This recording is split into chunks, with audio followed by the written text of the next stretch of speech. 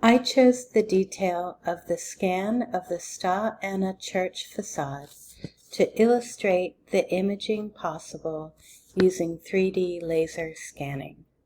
This process uses software to migrate the point clouds into AutoCAD to produce 2- and 3-dimensional drawings of buildings and large sculptures in lieu of measuring by hand.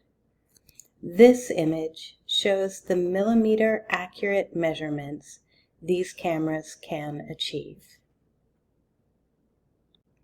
This technology can help record large structures, areas inaccessible by geography, terrain, or altitude.